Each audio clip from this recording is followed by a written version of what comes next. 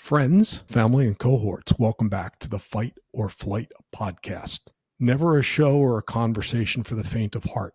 It's for people who've had to choose the fight when the flight was not an option. And today's guest has been fighting for more than 6 years, publicly, painfully, and most purposefully.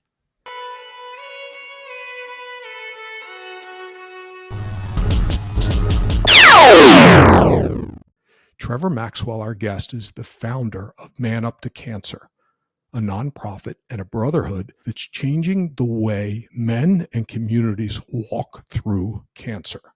3,000 members, 40 chapters strong and growing. Trevor has built a national movement. He's delivered dozens of keynotes. He's the author of Open Heart Warrior Spirit. But long before the book and the speeches and the mission, there was a husband, a father, a man sitting alone in his car, wondering what the hell comes next. Trevor has stage 4 colon cancer. He's had 7 major surgeries, chemo, immunotherapy, a clinical trial. And what he's doing now and what he's teaching us to do is to stop dying in silence and to start living in truth. If you're living with a terminal diagnosis, this is for you. If you've been avoiding the hard stuff in your life, this episode might be your wake-up call. It is one man's determination to live and to live with purpose. Trevor, welcome to the show and thank you for joining us. Wow, Miles, thank you. Appreciate being here, brother. It's awesome to have you. Trevor, before we talk about the movement, the mission, or even your diagnosis, I want to ask you something real and uncomfortable. Yeah. It's 2:17 in the morning. The rest of your house is asleep and you're laying in bed wide awake. You're not Trevor the founder. You're not Trevor the cheerleader or the motivator. You're just a dude alone with himself. What are you wrestling with right now in the silence that no one sees?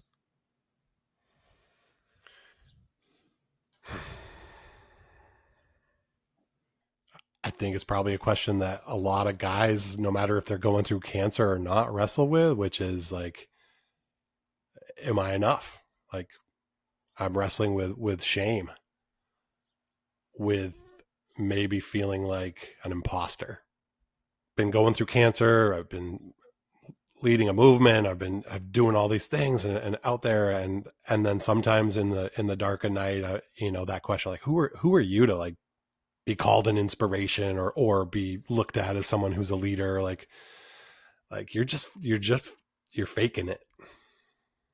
Interesting point of view. You're not dealing with your own mortality and you're not up at night wondering how much more time for you, yourself and your family, but you're looking outwardly of, do people view me as an imposter or do I have imposter syndrome? Did I hear you correctly? Yeah. And I think if you had asked me that question earlier on in my cancer journey, so it was March of 2018, I was diagnosed. So it's actually over 7 years now. And if you had asked me that on many days in the past 7 years to say, what's that keeping you up at night? It would be a totally different answer. It would be, am I going to get to my daughter's high school graduations? Am I going to be able to teach them how to drive? Am I going to attend a wedding someday? All the milestones that you kind of take for granted as a dad, which is a huge part of my identity. I would say like the number one part of my identity is I have these 2 amazing daughters. And I think it would have been cold sweats, 2:17 in the morning. How many more days am I going to get to do this? How many more milestones am I going to get to hit? But now that I'm so far into it and you make these adjustments along the way, and sometimes those thoughts do come, but they come and go. I would say like sitting there at night, it's more of like that feeling, like wrestling with imposter syndrome of being like, am I good enough to do this? Am I worthy? Am I worthy enough of doing this? Am I just like a weak guy because I always kind of saw myself as weak going through cancer. And then I had to be fortified by really seeing things things that I initially thought of as weak, like accepting help, I learned to come to see as strength. But sometimes it's still those doubts, like how do people perceive you? Well, thank you for that. I'm curious, have you normalized cancer in your life and that's why you're able to do that? I think that's a good way of putting it. I mean, yes, it has absolutely been normalized. You know, people with cancer get a lot of advice from people who don't have cancer. We often call them cancer muggles. These are people who have never had cancer but have all the answers about how you should go through it and what you should do and how you can get cured and all this stuff. And like they want to say like, don't let cancer, you know, dominate your life. Don't think about, you think about other stuff, like put it in a box. Well, I can't do that. And I learned very early on that I can't like compartmentalize it. So yeah, it's part of my life. It's part of every aspect in my life. Cancer's in every thought, every discussion. Like it informs every decision that I make. It is constantly present. But after 7 years, not in a way that's fearful or constantly like stressful, more of a way of like motivational. Like having cancer and being a terminal patient motivates the fuck out of me. Like you think about time, like I might not have time. I don't know what that looks like. So I'm going to get as much done now as I can. So I don't try to push cancer away in my life. I embrace it. And I try to say like, yeah, you have this disease and your team would say that, you know, ultimately you're probably going to die of this cancer. But yeah, that gets normalized, but in a way that's very positive. So yes, so I think probably the 217 question is more about, you know, I'm going through some anxiety and feelings of depression right now in my life, and feelings like what do I do next? Like reinvention. I'm constantly reinventing. Like what am I going through in my life, and what do I want to do? That kind of leads me into this piece of feeling a little insecure, and that's on my mind right now, rather than holy crap, there's these cancer cells inside my body that are trying to kill me, which is true. Yes. Like there is cancer in me that I'm getting treatment for still. And on a daily basis, it's trying to take me out. But I've normalized it in a positive way, and to the point where if I have those thoughts like about death and dying, or being really anxious, they come and go, but I don't dwell there. Got it. And I want to come back to that March date. But before I lean in on the March date with you, Yeah. the concept of time is something that's, since you and I have started having conversations, been bothering me. Yeah. And so the question that I want to ask you is, time our most precious commodity? Yes. 100% is our most valuable commodity. And the fact is, most of us, you know, if you're not dealing with a terminal illness or something in your face that's really threatening that, right? If there's not that hanging blade over your head, you are definitely in the matrix. You know, you're thinking, well, this is the next thing that's going to happen with me, and then I'm going to do this, and then this is going to happen with my family, and then I'm going to grow old, and then I'm going to die, you know, in my bed at the age of 80 or 90, right? So most of us as Americans are living in that place where we have a certain timeline that we expect. We expect that that's right, as a kind of like a right of just living, is that we're going to hit that timeline. I wish it didn't take a catastrophic illness or event to snap us out of that reality, right? Like I wish I could go to, when I give talks about what I've gone through and how precious time is, like I wish people would be like, damn, I guess I better turn the switch on and freaking get busy living. But oftentimes we are so complacent, and we all, you know, we have that. I definitely felt like that before cancer. Like I imagine, well, you know, someday I'll get to that. Someday we'll travel with the kids. Someday I'll write this book. Someday. And until I had a fire lit under my ass, a lot of those things never got finished. Yeah. So my takeaway is many of us are lulled into a false sense of security. Yeah. I mean, has there been something in your life that has lit that fire under you? That's like, when you have that thought, like if Miles is thinking, okay, so someday I'm going to get to that. Do you have that counter thought that says like, fuck that? Like I'm doing it now because I don't know how much time I have on this planet. Not to the extent that you do, but yes, in the sense of, I look at problems as mental judo, and do I choose to allow it to control me, or am I going to choke it out and control it? And it's not to suggest I don't deal with my own anxiety, or I have lows and highs and my own trials and tribulations, but I'm not confronting my own mortality with the severity that others may be. Yes. but I appreciate the concept of a false proxy and the notion that tomorrow's not guaranteed. And I don't like cliches. I like have a real issue with those. Right. And I do too, because people will say to me, when I'll tell people like what I've gone through and like, because my chances of still being alive today, according to like my medical teams at Yale and Mass General, would probably be around 5%. 5%. Right.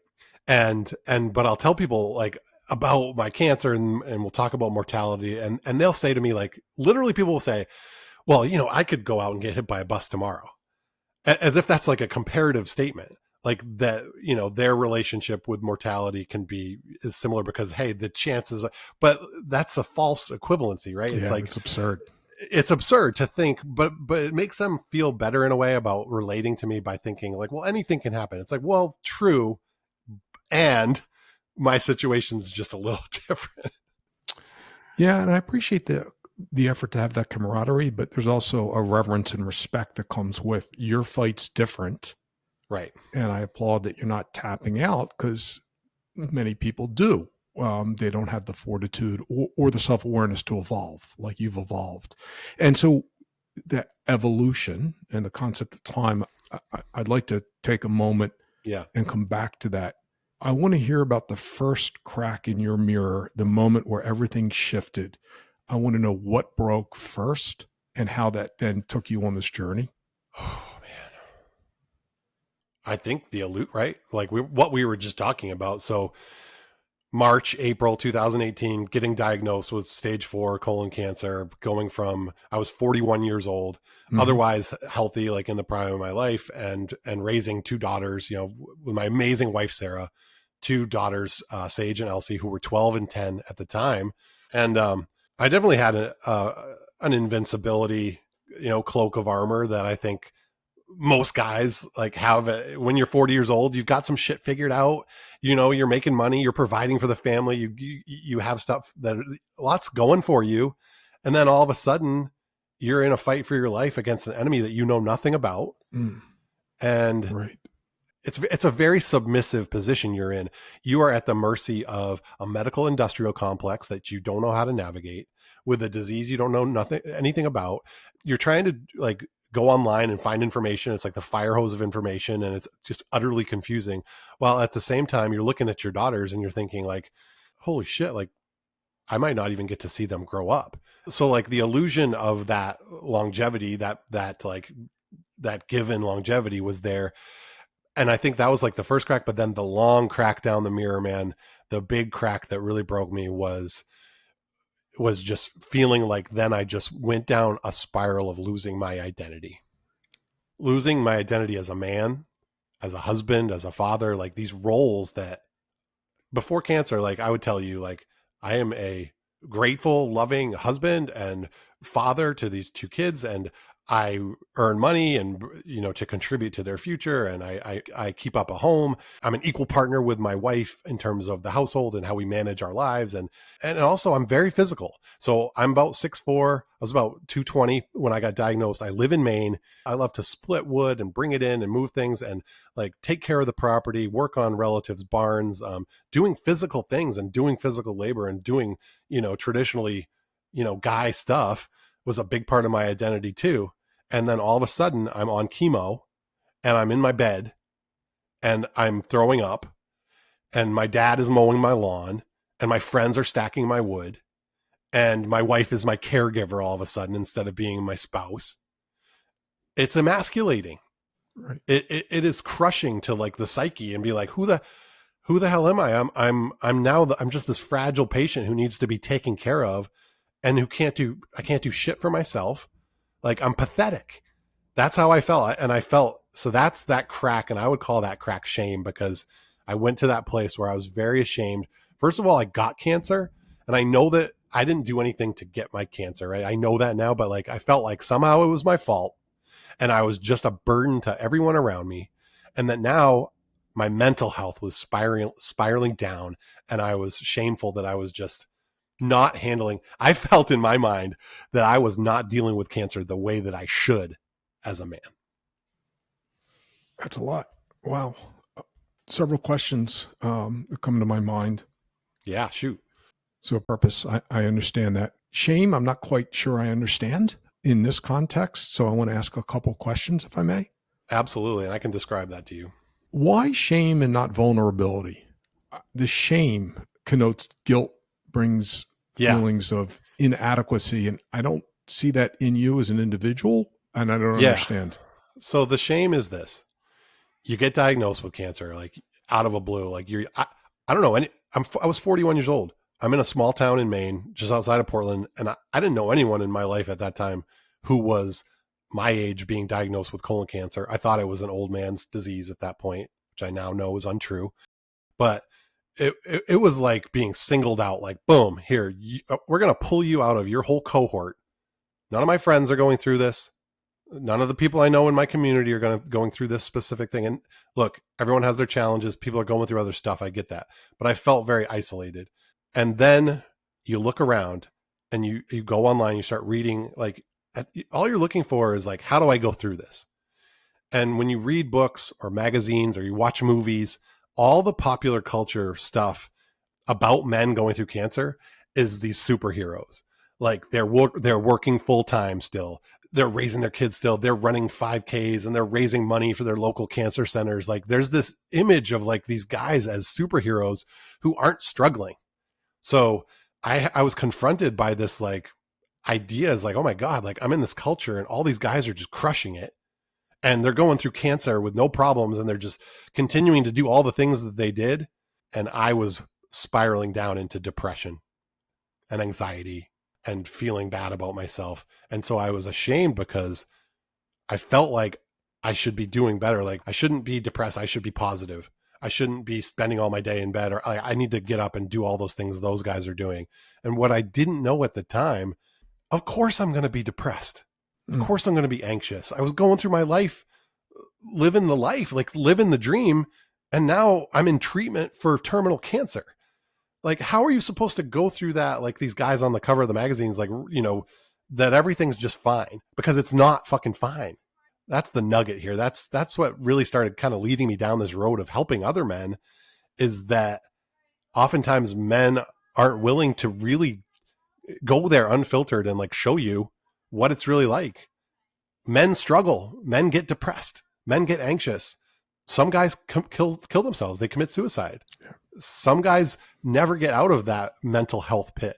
So my mental health went to the darkest of places in 2018-19, to the point where my will to live was really, really hanging on. I didn't necessarily have suicidal ideation, but I definitely thought that people would be better off if I wasn't around. I felt like I was a burden, and I felt like I wasn't responding the way that I should. And so that is the answer to the shame question, is that, wow, am I the only guy in the whole cancer community who's just a mess? Who's like I literally was on the floor of my kids' room with their little t-shirts in their room while they're at school and Sarah's off to work, and I'm crying for hours at a time. Completely broken, feeling like I'm going to die and leave my family behind. And that's what it looked like. That's what cancer looked like in like those early months for me. And I'm talking about it now, and I've been talking about it for years because I know there's other guys who've been crushed by a cancer diagnosis. And I want them to know, like, they're not the only ones who've been on their knees. I've been on my knees going through cancer. And that's not shameful, but I thought it was at the time. Well, thank you for sharing. Is the pivot point here making the statement that I'm not okay and saying I'm not okay? Yes. With a caveat being, I would not have gotten to that pivot point if it wasn't for my wife and my kids, because I honestly think if I was going through this on my own and didn't have them, that I would have gone up to northern Maine. I would have gone to my family cabin and just disappeared. It was that dark. And I felt like that was like the solution. But fortunately, I have a very stubborn wife. Lovely. Who said, fuck that. Yes. Like, you're not going anywhere. You are in a hole right now. Like, you're in a tough place, but you're not checking out. I was lucky. So many guys don't have that And my kids as well. I mean, I hate to even think of it because it's like they were basically saying the same things. Like, dad, like it wasn't said in so many words, but I could tell that they needed me to be their dad. And the fact is, I had checked out. I had isolated. I was so depressed that I was very internal. I just lived with my darkness day to day, and I'm surrounded by my family. It's almost like I was there, but I wasn't, I was just kind of floating through life. Sure. Finally, my wife had this, I call it my Shawshank moment, because she said to me around Christmas time of 2018, she's like, something's got to change. We need to move forward. Like something has to change. And I was like, I'm breaking down. I was like, I don't know what to do. I was like, all I can think of is that I'm going to die and they're going to remember me as sick. And she looks at me, and I'll never forget this. She said, I'm not worried they're going to remember you as sick.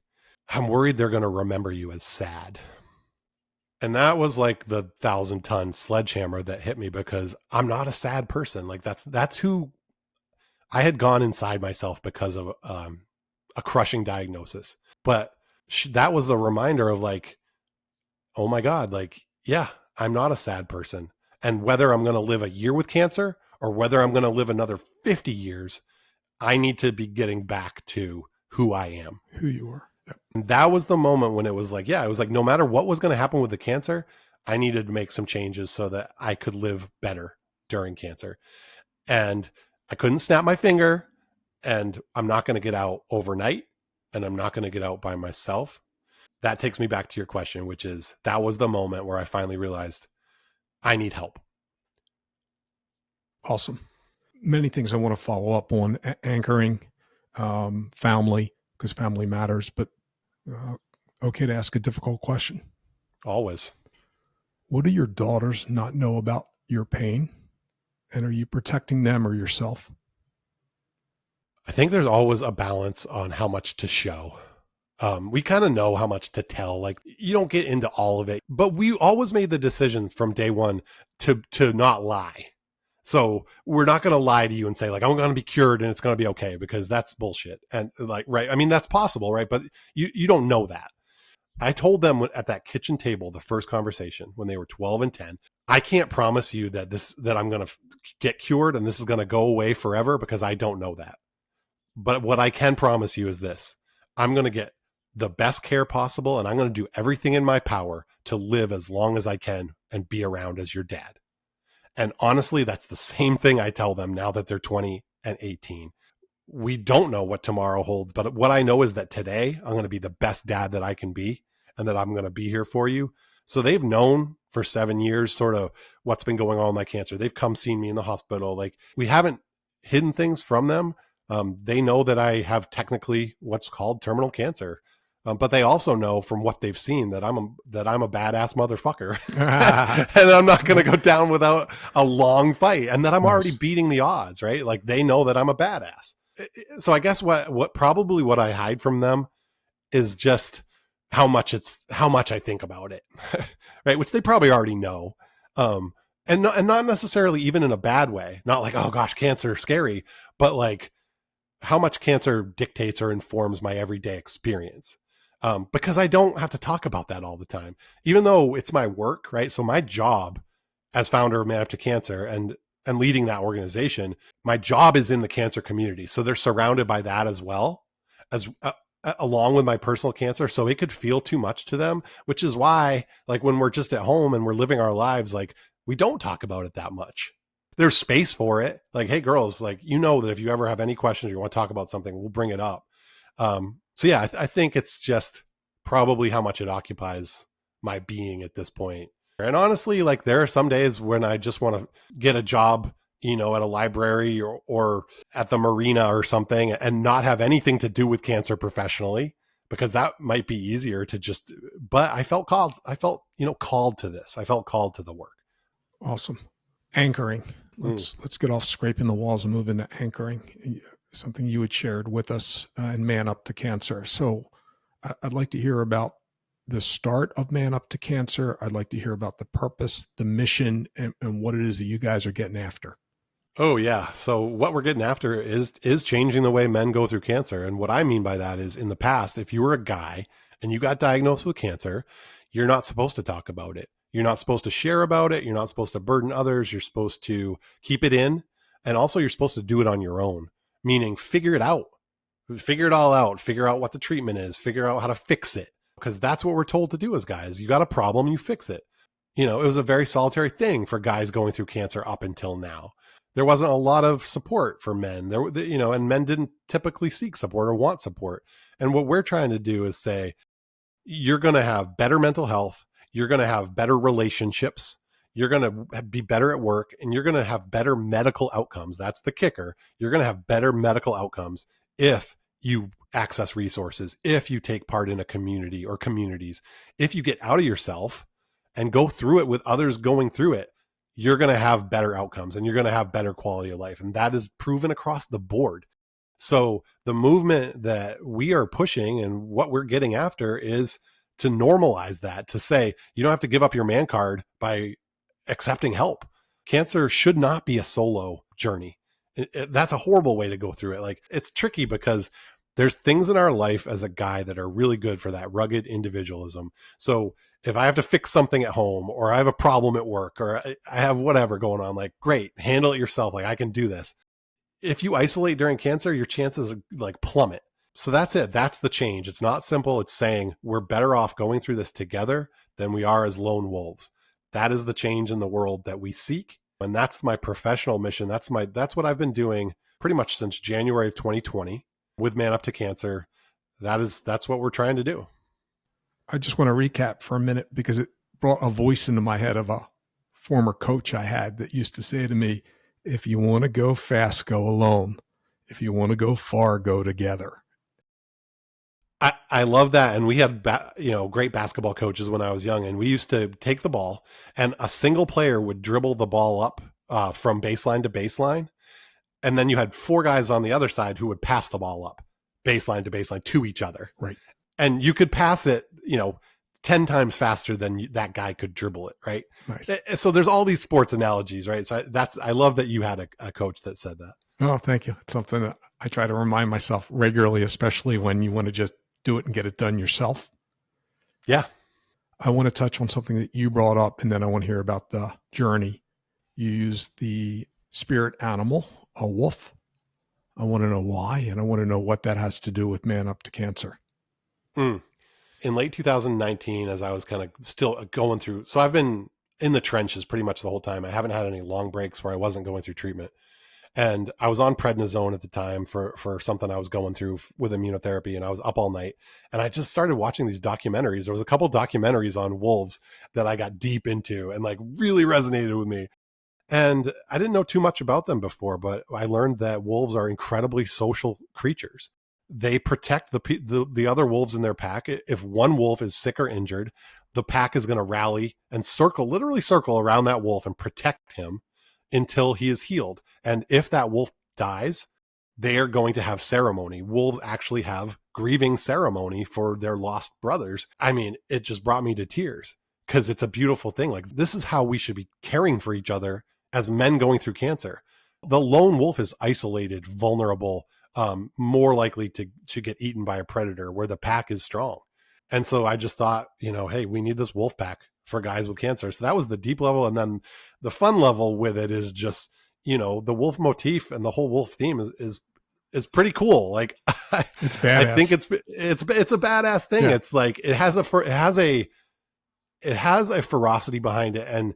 And if you check out our logo, right, this like howling wolf, there is something primal to that calls back to that guy inside us that's been there for, since the dawn of man, that gets those goosebumps up and makes you think like, we're not too far away. Like, we are out here in nature as animals fighting for our lives, fighting to put food on the table, fighting to survive, fighting to make it through with each other. So there is something about the wolf pack in terms of how we relate to each other as a human community that really spoke to me. And, but I didn't know if people were going to think it was super cheesy or actually thought it was cool. No, bro, it's super cool. And I think of a wolf as an apex predator. And I think about someone going through cancer as a predator, not a victim. And so in my conversations with you, that's what really came through to me big time. Yes, absolutely. I mean, oftentimes the cancer muggles, those people outside of the cancer space, they look at us with pity. Like, oh, they have cancer, and it's like these hushed tones, and we're supposed to be soft around it, and oh, I feel so sorry for them. And then you go to these cancer support groups, and it's kind of like that too. It feels like this like pastel Hallmark card, kind of like, oh, you have cancer and that's sad. And it's like, that doesn't, I'm running from that 1,000%. Like, fuck that. Yeah, I have cancer. I have a disease, but I also am living. Yeah. I'm going to live my life, and I'm going to live it 1,000 miles an hour. I'm not going to feel sorry for myself. And I don't want people feeling sorry for me. You have to be a predator. You have to go after your situation with a predator's mentality. But there's also room for all outcomes, right? Like, I don't believe we have 100% control over whether we die from cancer. I've known some amazing badass guys who did everything quote unquote right, and they still died from cancer because cancer is a deadly fucking illness. So yes, it's about having that fierce mentality, but it's also about accepting what is. And that's kind of getting away from like the conversation around the wolf. But our tagline is open heart, warrior spirit. And the warrior spirit does kind of capture that wolf pack mentality. But open heart to me says also like feeling all the things that you go through with cancer and understanding that you're not going to be positive all the time. You shouldn't be positive all the time. You're not going to feel like a predator all the time. You need time for rest. You need time for recuperation. You also need time to grieve, and you need time to heal. So yeah, as you can tell, when I get to talking about these things, I get on these rambles. So no, it's not. Just redirect me when necessary. No, Trevor, not a ramble at all. I mean, open heart to me speaks to transparency.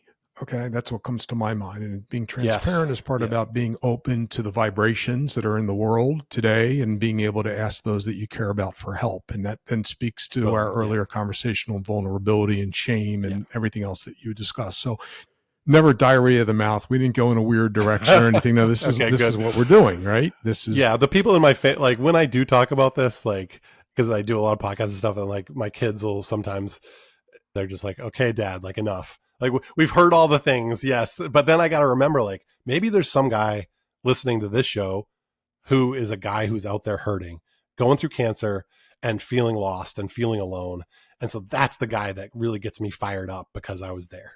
Sweet. I understand the circumstances. I understand the family support. I understand the psychology to as you've shared. What I don't think you've done for us yet is explain how Man Up to Cancer is different than the 10K road race down the road that I can raise money for, or the cycling event, which are all very important. But what impressed me was that what you've done is uniquely different, and it's best told through you. The differentiator is that we are a space where men can show all of it. They can show all of the feelings they're going through, all the emotions, all the experiences, right? Even if it's really hard. If it's, hey, I'm doing this 10K and I'm raising all this money and I'm doing this stuff, great. That is fantastic. But equally valid is I'm hurting. I'm on my knees today. I am a mess. I feel broken. I feel lost. Like I just don't want to go on anymore. So that's equally as seen and appreciated and valued and cared for as the guy who's out there crushing it. And I think the reason it is because it is an all male space. It's guys supporting guys, and they know that this is a space of no judgment. Nothing that they say in there has not been felt by or said by someone else in there. So it is a place of sacred vulnerability. And I guess what I'm saying is if guys don't feel comfortable being that vulnerable in a lot of spaces, if any spaces, in today's culture.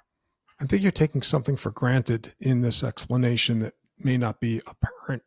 There are a lot of digital and virtual spaces for people to get self-help.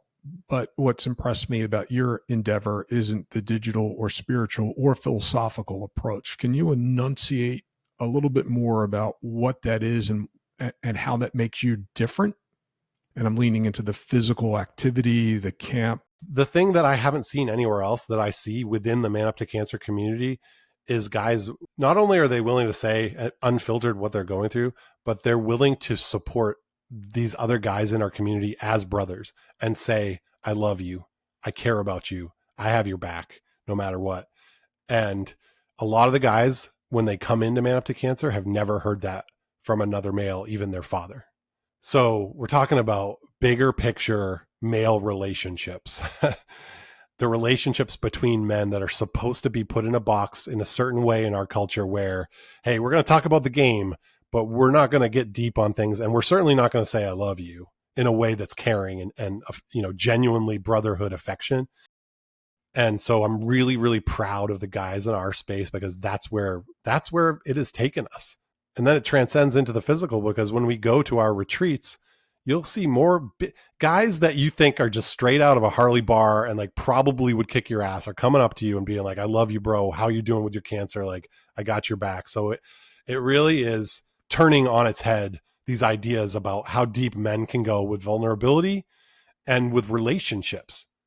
Because we're told in this culture still in 2025, like, whoa, you don't be too close, and or like gay jokes or this and that. And, and I'm also proud that we have a thriving gay community within Man Up to Cancer. We have gay men, we have trans guys. Like, if you are, any man is welcome in our community and you're all equal and you're not going to be judged. To me, like that kind of male bonding space, like I haven't experienced it.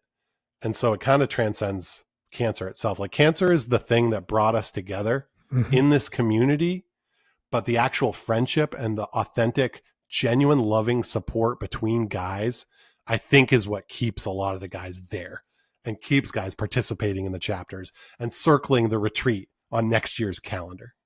How many retreats a year are there? So we have one major retreat each year. We're getting ready to host our 4th annual Gathering of Wolves, and that's going to be in September of 2025. We started out with about 50 guys that first year, and then this year we'll probably have close to 200 guys coming from all across North America. We have a guy coming from Belgium, a guy coming from England. It's kind of like the Lollapalooza of Man Up to Cancer, like the big party.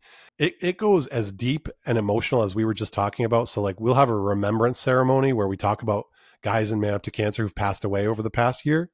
And there'll be tears and there'll be hugs and it'll go really, really deep. Guys will have life-changing conversations about their journeys. But then we will have axe throwing and the cornhole tournament and swimming. And we have a guy who did an ice sculpture last year. We have a ton of beer in canoes that we're drinking out of. And so like, imagine just a bunch of guys of all ages who all happen to be bonded by cancer, getting together and just having like a big blowout camp experience. Nice. And campfires, every night campfires. And usually we'll keep the campfires going well into the night, if not into the morning. Outstanding. Where is this located? So we do this at Pocono Springs Camp in East Stroudsburg, Pennsylvania. So like the foothills of the Poconos in Eastern Pennsylvania. Fantastic camp. They love us. We love them. We have space to grow there with them. And then we have smaller retreats. So like imagine 10, 12, 15 people from our Man Up to Cancer chapters getting together for weekend retreats. So they've had one in Minnesota, a couple in New York, a couple in Florida. I think California has had one. So these are throughout the year where members of our local chapter will just get together for a weekend of camaraderie and brotherhood. And a lot of the stuff is cancer related, like talking about cancer, like really working on some emotional stuff. And then, like I said, a lot of it is just guys being guys. Is it open to family and friends that are not they're dealing with cancer as caregivers, or is it specific to those afflicted by cancer? Our retreat is open to any man impacted by any type of cancer, any age, anywhere really. The whole camp is free because of our sponsors and our donors. So we ask people if they can get to camp. Guys, if they can get to camp, please try to pay your way there. But we also have some travel stipends. But everything at the camp is free. But to your point, the long-term vision of Man Up to Cancer, we want to have family camps. I hope in 5 to 10 years, there's Man Up to Cancer family camps where guys impacted by cancer and their families can go relax for that weekend or that long weekend, because that is a huge gap. There are not that many resources for whole families going through it. Is there medical staff on site? Yes, we have, and we're also a couple miles from the local hospital. There is a medical staffer who's always available. There are guys who are on hospice and advanced stage 4 who attend our retreat. Mm-hmm. And so we make sure to take care of them. Trevor, someone listening that would like to attend, how do they go about getting information, making a reservation? putting an application in. Yeah, absolutely. Our website, manuptocancer.org. So www.manuptocancer.org. You can learn how to register. Very easy. It's like a simple two-step process to register for camp. We still have slots open, which I put out a big blast yesterday that we do still have some slots open. It is a life-changing experience. One of the cool things about the people who've registered this year, I think over half of them are actually newcomers. So people who are going to experience the Gathering of Wolves for the first time. And I am personally pumped to welcome them into the brotherhood. Like, it is deep. And I have to say this about our community. Like, you have to be in a space in your cancer journey where you are willing to look mortality right in the eye, and you're willing to wrestle with that, because we have, whatever it is, 3,200 members right now. We've lost over 500 in 5 years, and we care about those guys. So like, to join a group where you become really good friends, or you become friends with people who pass away, sometimes with the same diagnosis you have, sometimes at young ages, sometimes with little kids, that can be very overwhelming. It can be destabilizing. You have to be at a place where you're willing to go there. And honestly, dude, this could lead into a whole different place. But like, I believe it is every man's birthright to get up close and personal with death while you're living. And what I mean by that is understanding what you believe, what your beliefs are, or if you don't have beliefs, or, really grappling with like, hey, when my time comes, what do I want people to say about me? What is the legacy I want to leave here? These are questions that I don't think men should put off until their final days, when they're not even able to answer those. Like, these are things guys should get clear on when they're healthy. And I will turn that over to you. I mean, do you think about your own legacy? Do your friends think about their legacy? Is that something? Do they think about death? Do they think about what that death and dying process is going to mean for them? Do they plan, like, or is it just, that's another someday item? Friends that have buried family members speak about it. Friends who have not had to deal with it on such a personal level acknowledge that it's there, but don't have meaningful conversation about the end.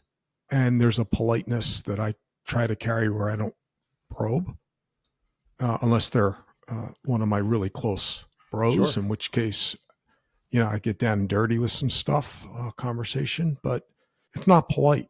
And so, nor is cancer. And so you're peeling the onion for us in a variety of different ways, which really brings me to, I guess, a concluding question, because I could talk to you for days. Oh, same, dude. Yeah, this is just like, amazing. Yeah, we go down one road and then another rabbit hole opens up, and it's like the Matrix with you. Yeah, and if I could just real quickly before you get to that question, is say, like, the reason that I ask about this is because oftentimes there's this.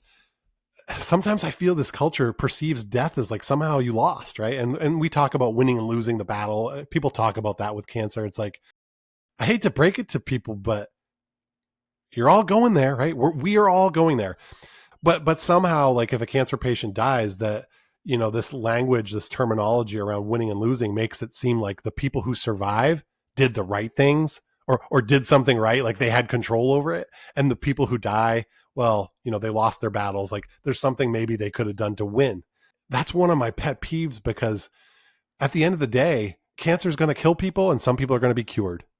And it can come down to sheer biological luck. Sometimes it often has nothing to do with individual control or what you do during your cancer journey. Like I said, like, I've had these amazing guys in my life who died in their 20s, 30s, 40s of cancer, and their lives are no less meaningful than guys who live. We all know guys who live to 80 and 90 years old who haven't done a thing in their wretched lives, in their miserable lives. And yet somehow they're regarded as they have this esteem over people who die of an illness when they're younger. And that's bullshit. So I'm challenging people to think about legacy, and to think about death and dying, and to maybe think about what is polite and what isn't polite. And also think about those people who do have cancer. It's not a matter of whether they're doing something right or wrong. It's a matter of whether the cards go their way or they don't. Fantastic. I want to hit you with a question about legacy. Yeah. But before we do that, I would be remiss not to ask who your sponsors are and who these angels that are helping to subsidize the retreat are. Oh gosh. Yeah. I'll just bust through them real quick. So our sponsors for 2025 are Natera, Exact Sciences, Bayer Oncology, Daiichi Sankyo, Pfizer, Garden Health, Sanofi, Servier, Taiho Oncology, and Foundation Medicine. And we could not put on this, right? We're offering this free 4-day event with all the fixins, right? Everything you could want there for free to our guys, thanks to their generosity. And also thanks to our grassroots donors, those people out there who will come to manuptocancer.org and give 5, 10, or $20 to the mission. Thank you to the patrons, corporate, Yeah. that are doing amazing work quietly and not promoting it. It's always nice to shine a light on that. Thank you. To any listeners out there that are having financial hardship as a result of medical bills or otherwise that would like to attend, I'd encourage you to reach out to the foundation and Trevor through his website. Make yourself known, whether it's the big event or a small event, it doesn't matter. Again, it's community that we want to pull you into. That's it. So heard you loud and clear, and salute those that are stepping up behind the scenes, not for the sensational stuff. So here's the question that I've got for you. What is your final gift, that real legacy? If this were the last interview you ever did, Trevor, what's the one sentence you hope echoes back the loudest and the longest? It's to my girls, and what it is to them is my love letter to them, is the way that I live with this disease. And by saying, life is going to knock you down, whether it's cancer or another illness or some challenge, like, you are going to get your ass kicked. And like, Sage, Elsie, if you're listening to this someday, you're going to get your ass kicked. And I know that my legacy is showing you that you can take a really good ass whooping and you can still do something really special with your life. You can do something to be of service. To me, being of service to others is what we're here for. And whether that's one person or 100 people or millions of people, I hope that my legacy is setting that example, that you can get your ass kicked and then you can still come back and be of service, be of value, be of use to the world in a way that helps others. To me, giving that to them, to those two, and if others get that as well, great. But I really dial in on Sage and Elsie, and to leave them with that, so that when I'm gone, they can say, you know, my dad got diagnosed with stage 4 cancer and he was only 41 years old and we were just little kids. And he did something special. He was of service to others. He did something for others that really changed people's lives in a positive way. And that is priceless. Trevor, thank you for sharing your story with us today. Mark Elfers, thank you for introducing me to Trevor and Man Up to Cancer. Friends, family, and cohorts, I hope it's abundantly clear, but this was not a conversation about cancer. In my humble opinion, it was about truth. Trevor, you didn't show up to perform. I'm grateful you showed up to bleed honesty all over the mic. And I certainly hope it woke something up in a listener, because the fight, in my opinion, isn't simply against a tumor or a rogue cell. It's against silence. It's against the lies we tell ourselves. It's against pretending. And if something cracked open today, please don't walk it off. Tomorrow's not guaranteed. Appreciate you, brother. Appreciate you, man. Beautifully said, Miles. Thank you. Thank you.